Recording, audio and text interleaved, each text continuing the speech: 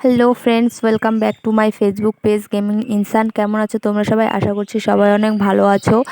মামাবাড়ি থেকে আসার পর আর কোনো ব্লগ দেওয়া হয়নি, কারণ তোমরা জানো যে ধূপগুড়িতে অনেক সমস্যা হচ্ছিল। ঠাকুর ঠাকুর ভেবেছিলাম বাড়ি আসার সময় ব্লগ করব, তো আমি করতে পারিনি। বাড়িও চলে এসেছি, অনেক কয়দিন হয়ে যায়। ভাগ্নি কিছু বলবে? হাই, আজকে আমরা তোমাদের নতুন একটা ভিডিও দেখাবো। ওইখানে কি থাকবে? ঘাস, সবুজ ঘাস আর পাথর। আর আমরা কোথায় এসেছি? ট্রেন রাস্তায়। আমরা সবাই মিলে এখন ছাগল চড়াতে আসছি ট্রেন রাস্তায়। আর একটু কি করছি? একটু মজা করছি। মরঙ্গা পার হয়ে যে কাঁচা রাস্তাটা আছে, আমরা বাইপাসে সেই রাস্তাটা দিয়ে এসেছিলাম। আমরা আর ধূপগুড়িতে যাইনি, সেই কারণে আমরা ব্লগটি করিনি। ব্লগটি করতে চেয়েছিলাম কিন্তু করিনি, যেহেতু সমস্যা হচ্ছিল, আমাদের নিজেদের সমস্যা হচ্ছিল, মানে আমার সমস্যা হচ্ছিল, সেই জন্য আমি করতে পারিনি। তারপর এইখানটায় আমি উঠতে চাচ্ছিলাম, মানে উঠেছিলাম, পাশে ভাগ্নি উঠেছিল দেখে আমি এখানটায় আর বেশিক্ষণ থাকিনি। ভাবলাম ও পড়ে গেলে অনেক সমস্যা হয়ে যাবে। আর এইখানটায় আমাদের মানে বিহারিরা এসে যে এখানটায় ছট পূজা করে, যে পুকুরটা দেখালাম। আর ছাগলটা পিচ্ছিটা অনেক দূরে চলে যাচ্ছিল।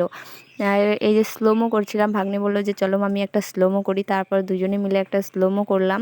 এই হচ্ছে যে কাটা কাটা যে গাছটা হয় ওগুলা। আমি এইদিকে আমাদের একটু ভালো লাগছিল না, তাই আমরা ওই দিকে যাচ্ছিলাম হাঁটতে। এই জায়গাটা হচ্ছে আমাদের বাড়ির সামনে যে জায়গাটা, ওইটা ট্রেন রাস্তায় আমি ভাগ্নি সবাই মিলে এসেছিলাম ছাগল চড়াতে। তারপর ওই সাইডে যে এই যে গাছগুলো, এগুলো আমাদের বাড়ির গাছ, তোমাদেরকে জুম করে দেখালাম। আর এই কুল গাছটাতে এত পরিমাণ কুল ধরে কি বলবো, যে সবাই কাঁচো মানে কুলটা না পাকতেই সবাই খেয়ে নেয়। ধুর, কি ভুলভাল বলছি সব, মানে মুখে এলোমেলো হয়ে যাচ্ছে। তারপর চলো, আমার খুব মানে হাসি পাচ্ছিল কেন জানি না, ভুলে গেছি হয়তো। তো আমি গেছিলাম পরীক্ষা দিতে বাড়িতে, তো আমাকে আনতে গেছিলো পরে আমার বর। গিয়ে মানে যেদিন গিয়েছিল সেদিনই ধূপগুড়িতে এত সমস্যা হচ্ছিল। সকালবেলা ভাগ্যিস ও সকালে গেছিলো, আর ও যদি না যেত আমি মানে ও 3-4 দিনের মধ্যে আমি আসতেই পারতাম না। একদম রাস্তা টাস্তা এত বন্ধ করে দিয়েছিল, কি বলবো।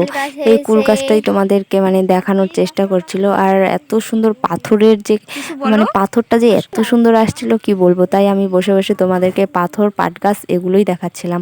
তো তারপর আমি মানে ওদেরকে বললাম যে তোরা যদি থাকিস তো থাক, আমি বাড়ি যাব। তারপর আমি পাট ক্ষেতের ভিতর দিয়ে হেঁটে হেঁটে বাড়ি যাচ্ছিলাম। এটা আমাদের বাড়ির সামনে যে পাট গাছগুলো ওইগুলা।